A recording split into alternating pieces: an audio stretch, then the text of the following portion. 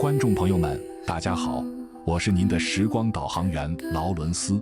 今天我们在上一期的基础上，再向前追溯一步，如果不理解波旁王朝的反复更替与转型，就很难真正看清法国为何会走向1848年的革命。很多人在回望法国近代历史时，总会被1789年法国大革命的激情与壮烈所震撼，也会为拿破仑帝国的崛起与覆灭而感慨，但往往忽略了1815年至1848年这30多年的复辟时代。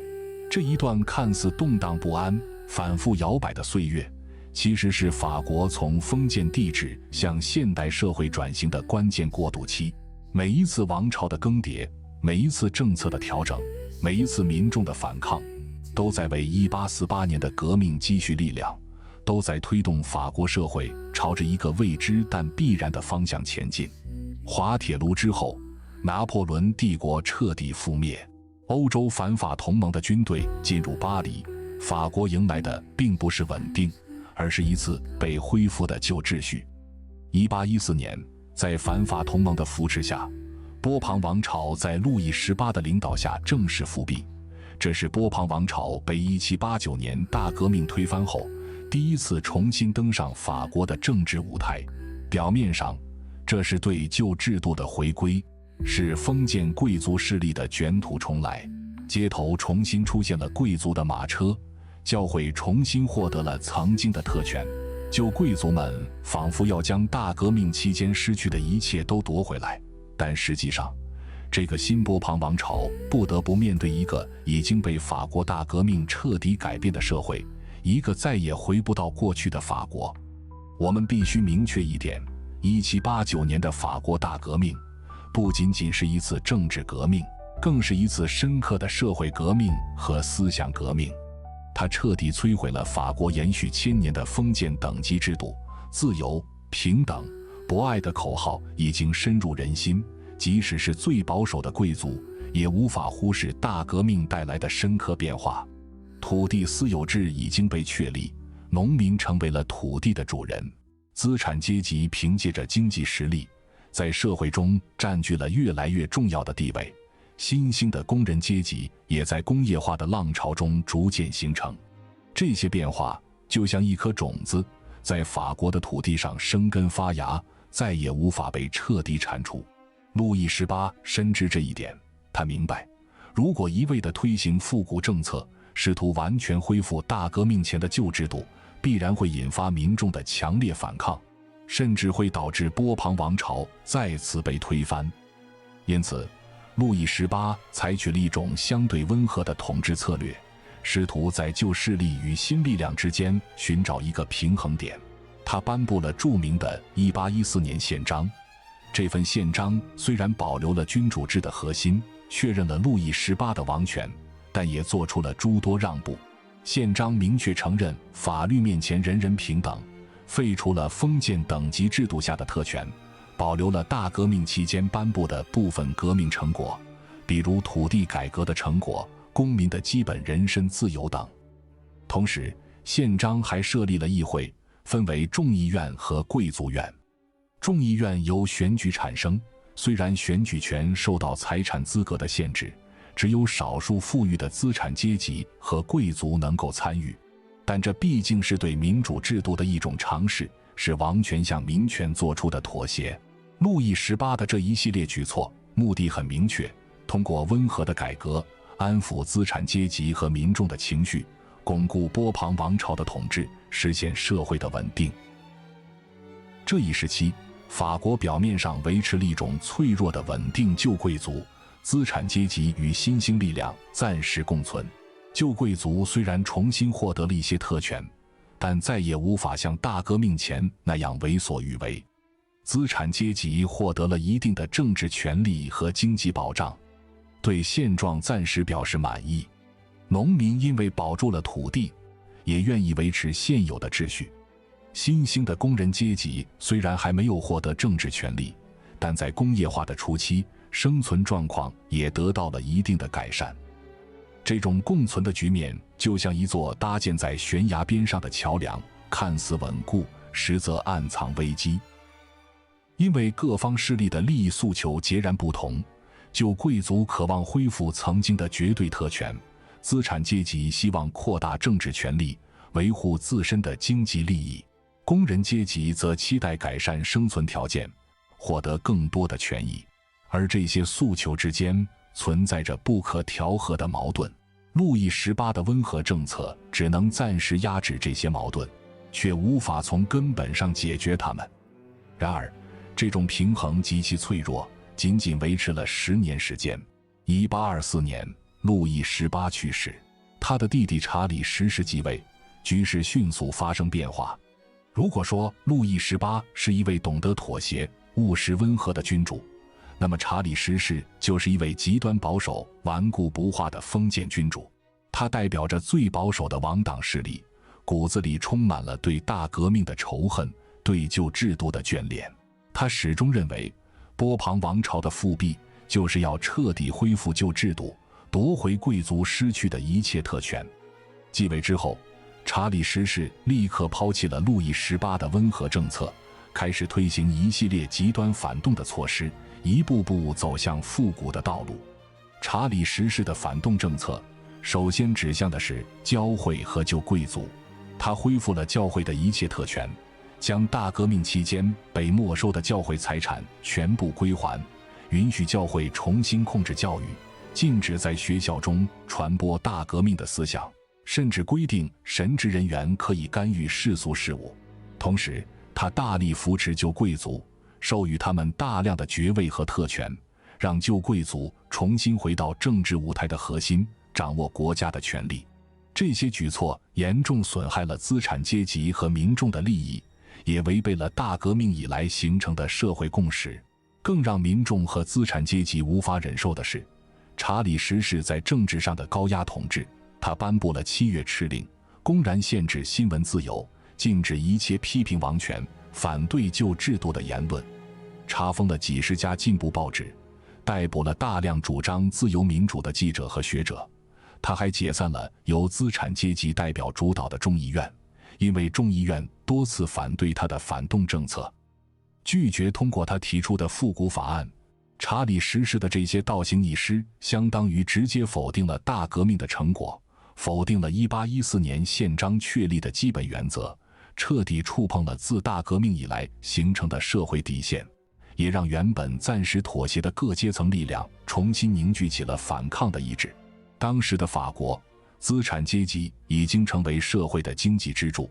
他们掌握着工厂、矿山和商业贸易，却在政治上被旧贵族排挤，无法获得与自身经济实力相匹配的政治权利。农民虽然拥有了土地，但在苛捐杂税的压迫下，生活依然艰难。他们害怕查理10世的复古政策会重新剥夺他们的土地。工人阶级则在工业化的进程中遭受着资本家的剥削，工作时间长，劳动强度大，工资微薄，再加上查理10世的高压统治，他们的生存空间被进一步压缩。于是，不同阶层的人们虽然利益诉求不同，但在反对查理10世、反对反动复辟这一点上达成了空前的一致。街头巷尾，人们议论纷纷，不满的情绪像火山一样，随时都可能爆发。最终，这种倒行逆施引发了剧烈反弹。1830年7月，巴黎爆发了大规模的起义，史称7月革命。起义的导火索是查理10世颁布的7月敕令。这份敕令彻底点燃了民众的怒火，巴黎市民纷纷走上街头，手持武器，高喊着自由、平等、博爱的口号，与国王的军队展开了激烈的对抗。街垒再次出现在巴黎的城市之中，这些用石块、木材、马车搭建起来的街垒不仅是反抗的阵地，更是民众决心的象征。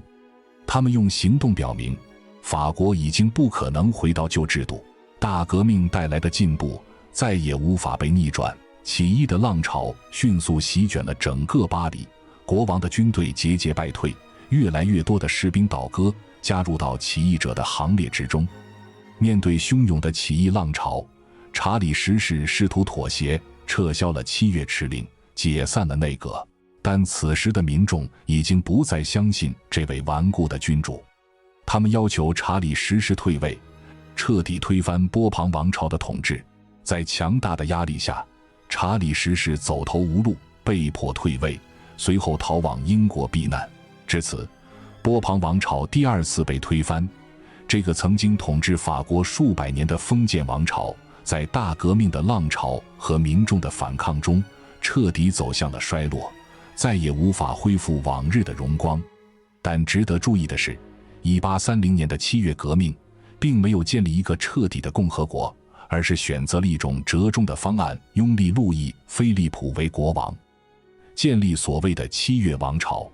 路易·菲利普出身于波旁王朝的分支奥尔良家族，他曾经支持过大革命，在民众中拥有一定的声望，而且他代表着资产阶级的利益，与查理十世所代表的旧贵族势力有着本质的区别。因此，当起义取得胜利后，资产阶级和部分民众一致同意拥立路易·菲利普，希望他能够建立一个符合资产阶级利益、维护社会稳定的政权。这一政权被称为资产阶级君主制，它既不同于旧式王权，也为真正实现民主共和。与波旁王朝相比，7月王朝的王权被进一步削弱，议会的权力得到了一定的扩大，但这种权力的扩大仅仅局限于少数富裕的资产阶级。路易·菲利普上台后，推行了一系列有利于资产阶级的政策，废除了查理十世的反动法令，恢复了新闻自由，扩大了选举权的范围。虽然选举权依然受到财产资格的限制，但已经比路易18时期更加宽松。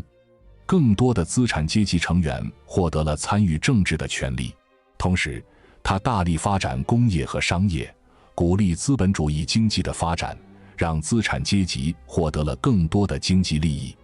也正是在这里，问题开始积累。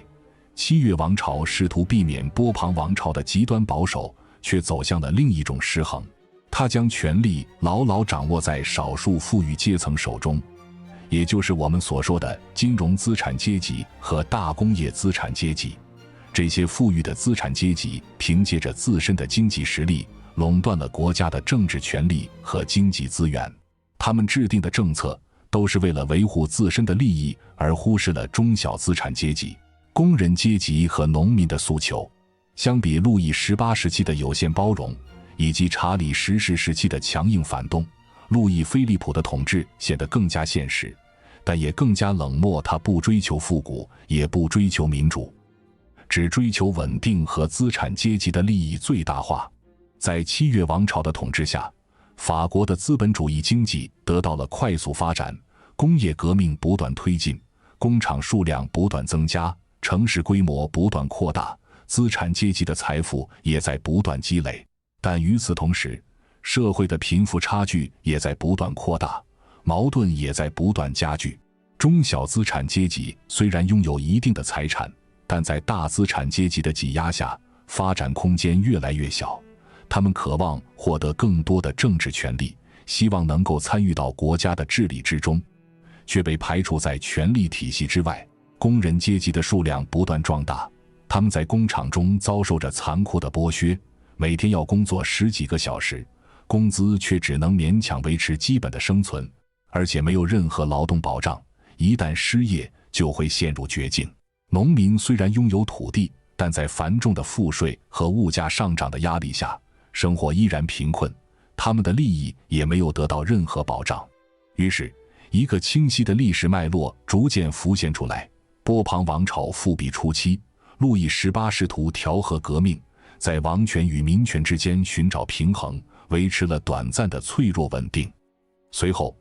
查理十世走向反动复辟，妄图恢复旧制度，激起了民众的革命，最终被推翻。7月王朝则转向资产阶级垄断，将权力和利益集中在少数人手中，制造了新的社会不满，积累了新的矛盾。换句话说，法国在1815年至1848年之间始终没有解决一个核心问题：谁来代表国家？是国王？是贵族？还是人民？这个问题就像一个魔咒，困扰着法国社会的发展。每一次的尝试都没有找到正确的答案，反而引发了新的动荡。当经济危机在1840年代爆发，当政治改革被拒之门外，当越来越多的人发现自己既不属于旧贵族，也无法进入新权力体系时，革命便不再只是选择，而成为一种必然。1845年至1847年，法国遭遇了严重的农业欠收，粮食产量大幅下降，物价飞涨，尤其是面包的价格上涨了1倍多。面包是当时法国民众的主要食物，面包价格的暴涨让普通民众的生活陷入了绝境，很多人连基本的温饱都无法保障。与此同时，工业危机也随之爆发，工厂订单减少，大量工厂倒闭，工人失业，失业人口激增，街头到处都是流离失所、无家可归的失业工人。面对严重的经济危机，七月王朝的政府不仅没有采取有效的措施来缓解民众的困境，反而继续维护大资产阶级的利益，削减社会福利，加重赋税，这进一步加剧了民众的不满。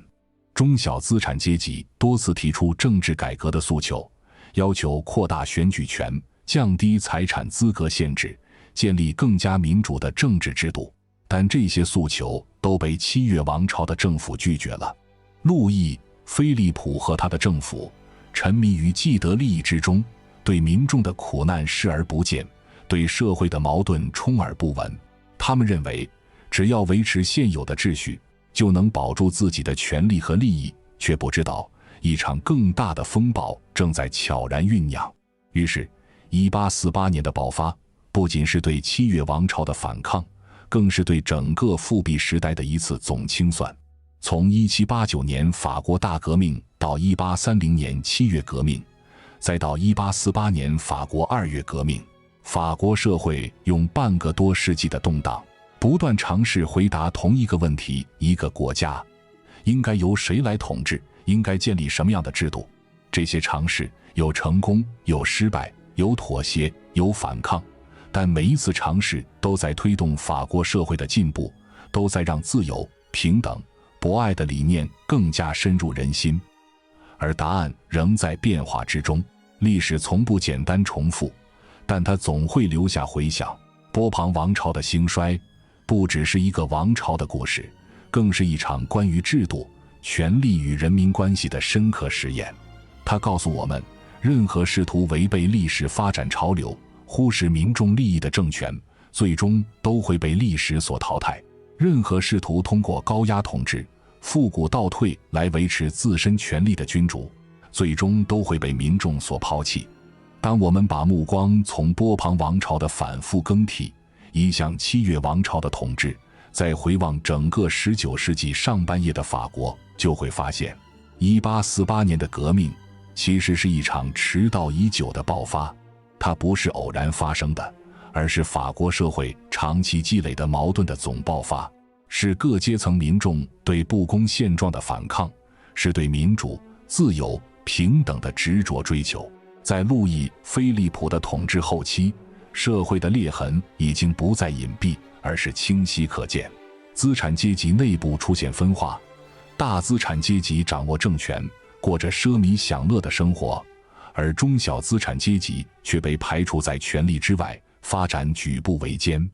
工人阶级则在工业化进程中不断壮大，他们的数量已经达到了数百万，却几乎没有任何政治权利，生存状况极其恶劣。农民虽然拥有土地，但在苛捐杂税和物价上涨的双重压迫下，生活依然贫困潦倒。这种社会结构使整个社会像一座失衡的金字塔，越往下压力越大。底层民众的不满情绪就像一座蓄势待发的火山，随时都可能喷发。更重要的是，思想的变化正在悄然重塑人们的期待。从法国大革命继承下来的自由、平等、博爱不再只是口号，而成为各阶层衡量现实的标准，成为人们追求的理想。共和主义者要求废除君主制，建立民主共和国，让人民真正掌握国家的权力。自由派要求扩大选举权，降低财产资格限制，让更多的人能够参与到国家的治理之中。而新兴的社会主义思想则开始关注工人的生存与尊严，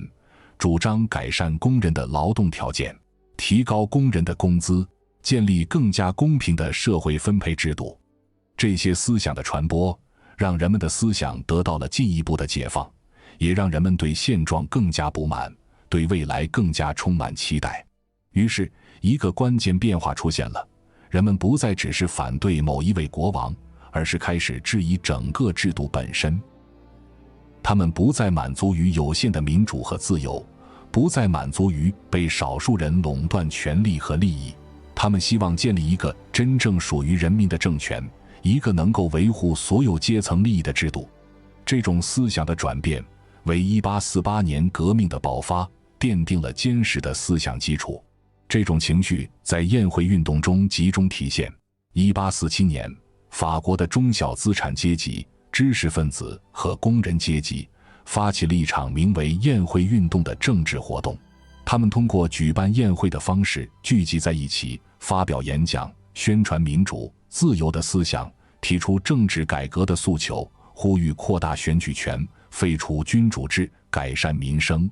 原本看似温和的改革诉求，逐渐演变为广泛的政治动员。越来越多的人加入到这场运动之中，宴会运动从巴黎蔓延到法国的各个城市，成为了一场声势浩大的群众性政治运动。面对日益高涨的宴会运动，7月王朝的政府感到了恐慌，他们害怕这场运动会动摇自己的统治，于是选择了强硬的压制措施，禁止举办任何形式的宴会，逮捕了大量参与运动的领袖和参与者。当政府再次选择压制，而不是回应民众的合理诉求时，局势便失去了最后的缓冲空间。革命的爆发已经不可避免。1848年2月，冲突终于爆发，巴黎街头再次筑起街垒，历史仿佛回到了1789年和1830年的革命岁月。但这一次，不同阶层的力量更加复杂，也更加团结。工人、市民、学生乃至部分对现状不满的资产阶级，共同站到了反对旧秩序的一边。他们手持武器，高喊着打倒路易、菲利普、建立共和国的口号，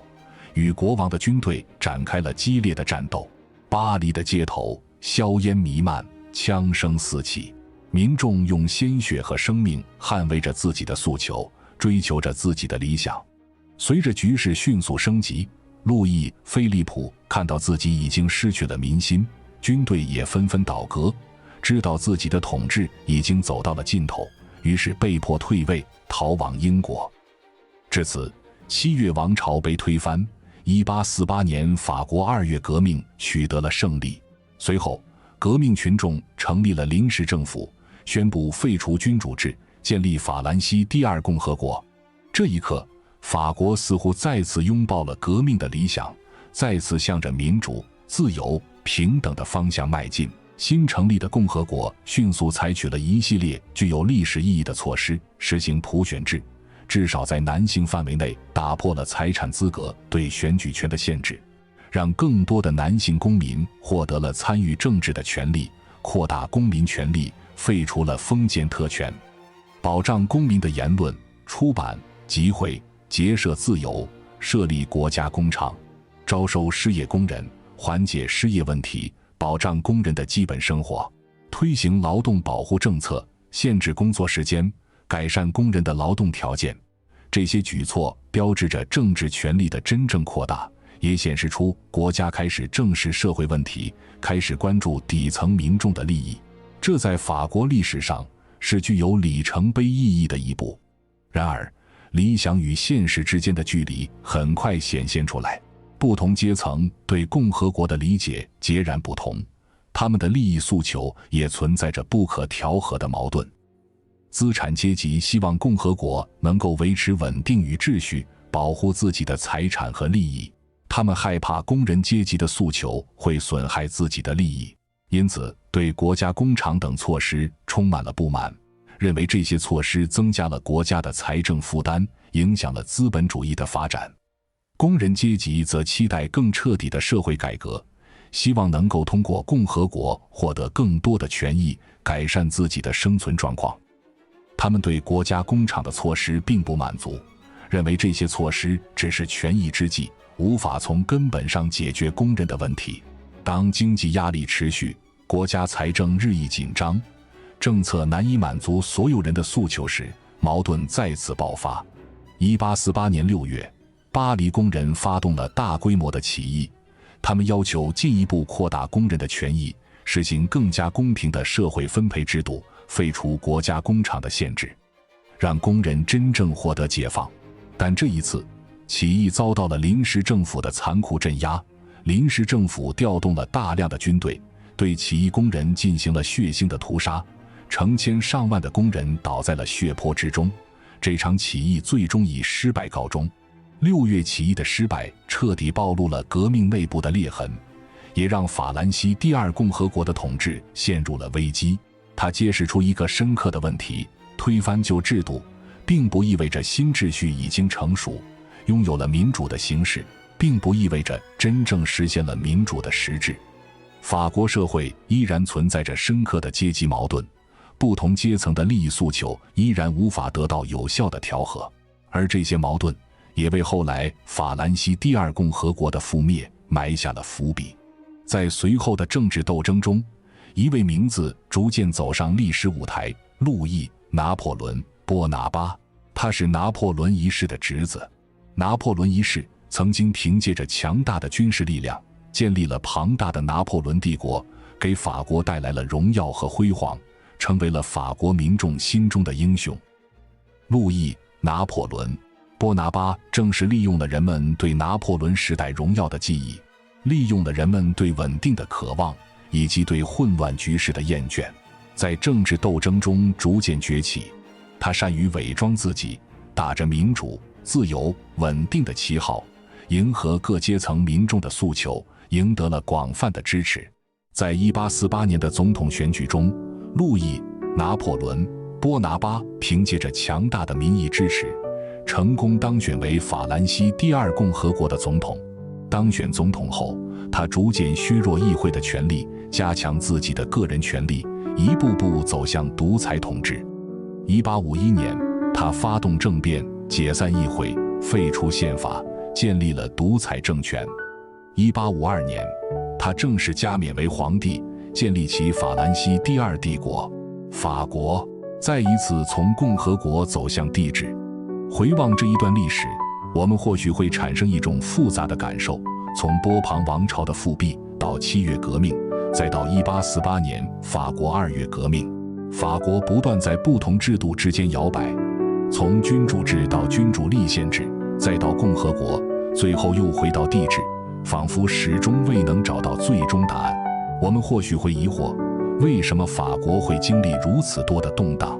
为什么一次次的革命却始终无法实现真正的稳定和民主？但也正是在这样的反复探索中，现代政治的基础逐渐形成。选举制度、宪政制度、公民权利、社会问题，这些在当时激烈争论的议题，最终成为后来法国乃至整个欧洲政治的重要组成部分。法国民众通过一次次的反抗和斗争，不断推动着政治制度的进步，不断扩大着公民的权利，不断完善着社会治理体系。虽然过程充满了曲折和血腥，但每一次的探索都为后来的民主制度奠定了坚实的基础。所以1848年革命的意义不仅在于它推翻了一个王朝，建立了一个共和国，更在于它提出了一个时代的问题：一个国家如何在自由、平等与秩序之间取得平衡，如何协调不同阶层的利益诉求，如何让国家真正为人民服务。这个问题不仅仅是当时法国面临的问题，也是整个世界面临的问题，直到今天依然值得我们思考。亲爱的观众朋友们，历史从来不是简单的胜负，而是一场漫长的探索。法国用几十年的动荡，为世界提供了一份深刻的经验，也留下了许多未解的命题。它告诉我们，民主、自由、平等的实现从来都不是一蹴而就的，它需要一代又一代人的努力和奋斗，需要不断的探索和尝试，需要在挫折和失败中不断前行。如果您喜欢这样的历史解读，请点赞、订阅并分享给更多热爱历史的朋友。我是劳伦斯，我们下期节目将带您走进那场席卷整个大陆的风暴——欧洲1848年革命，看看春天如何在欧洲绽放，又为何迅速凋零。我们下次再见。